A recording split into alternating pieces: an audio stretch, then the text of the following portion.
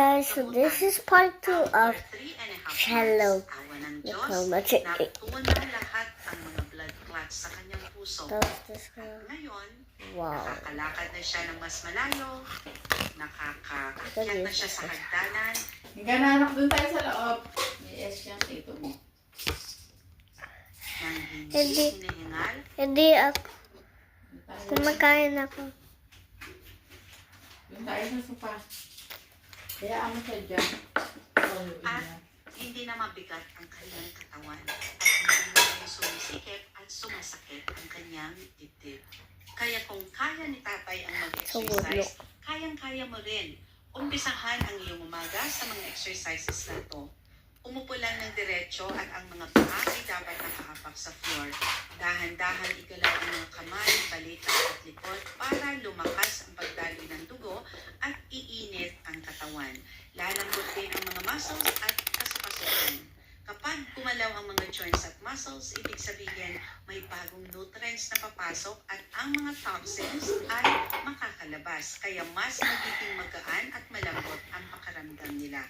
Kung ikaw ay napagod, pwede kang magpahinga habang umiinom ng tubig, tea, or black coffee. Alam na natin, coffee is life. Dapat plain coffee lang. Pagkatapos, ituloy ang pag-exercise.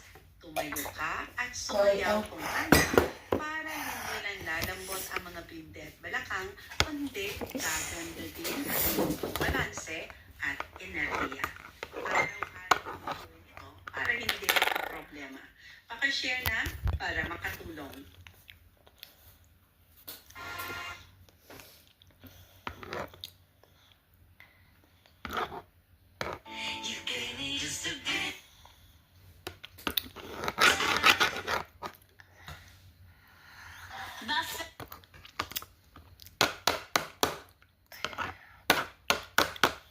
Nay.